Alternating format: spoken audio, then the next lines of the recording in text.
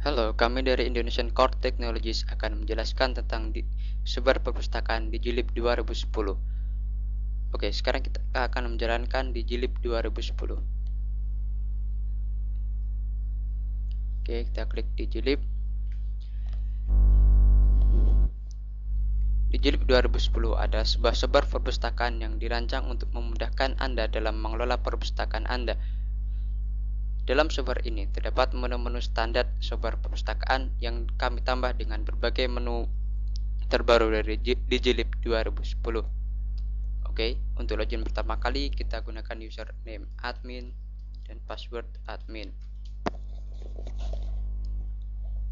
Oke, dalam Digilib 2010 ini ada menu cari buku, cari anggota, input buku, input anggota, peminjaman, pengembalian, laporan tunggakan, dan lain sebagainya.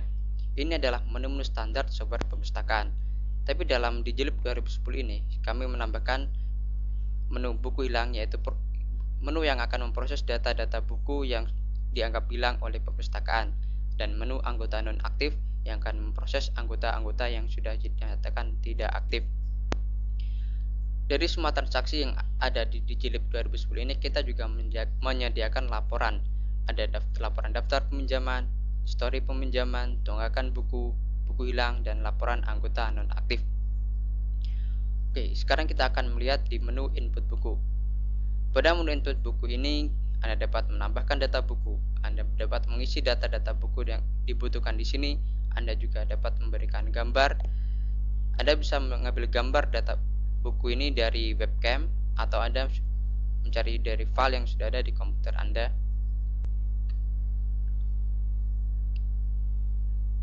Oke.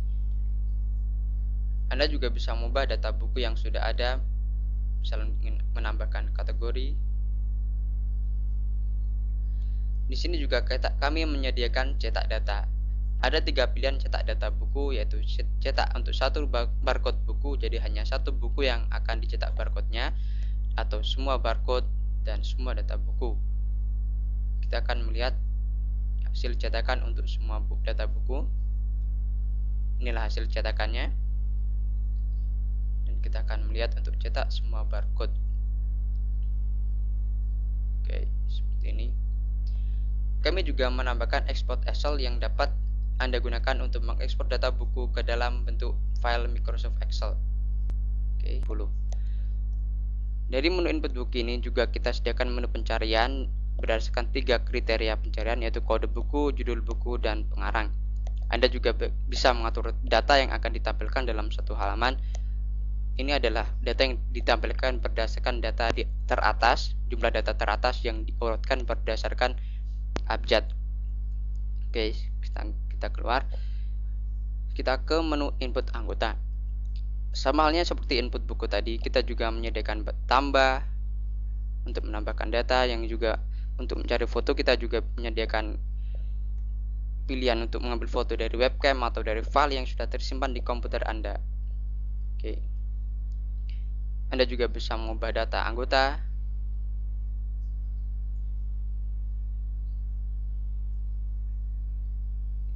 Dan kita juga menyediakan cetak data anggota. Sama halnya dengan data buku, kita juga menyediakan 3 jenis cetakan data anggota.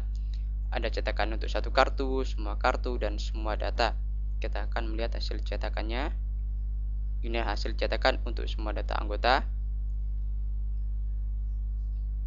Dan ini hasil cetakan untuk semua kartu. Di sini akan terletak foto anggota. Oke. Sekarang kita ke transaksi peminjaman.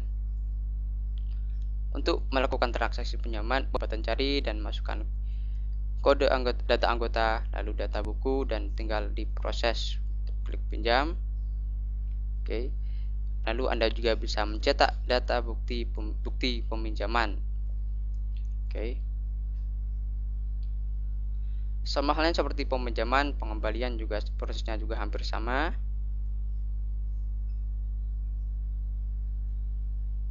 Oke, kita proses.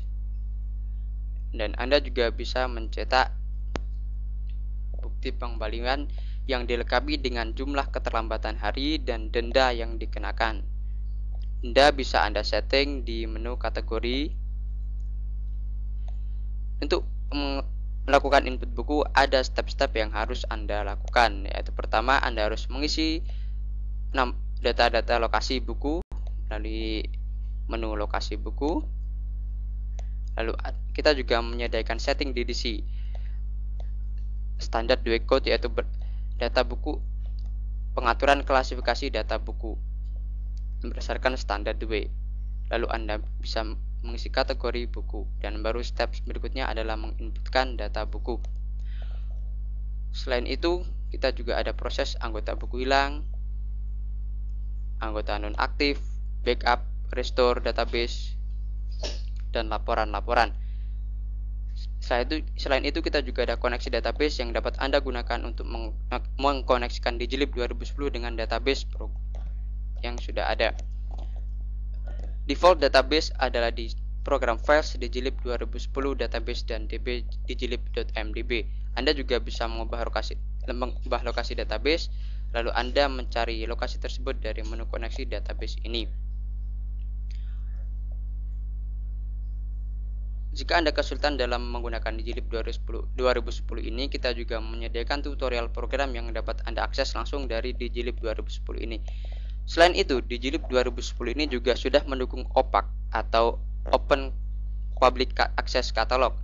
Untuk menggunakan menu OPAC ini, Anda tidak harus login atau masukkan username apapun. Anda bisa menggunakan OPAC dalam kondisi lock seperti ini. Jadi, Digilib 2010 ini bisa Anda letakkan di komputer pengunjung dan biarkan pengunjung menggunakan OPAC ini. Dari OPAC ini, pengunjung bisa melihat data-data buku yang ada, lalu melihat detail buku.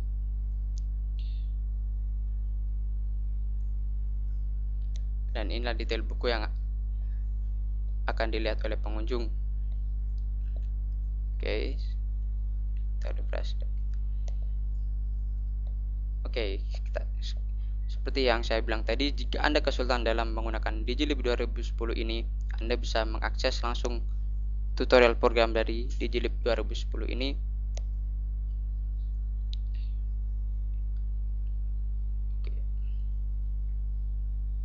Oke, demikian Digilib 2010 persembahan dari Indonesian Core Technologies. Anda bisa menghubungi kami di www.pusatict.com atau 0857 30 10 8503.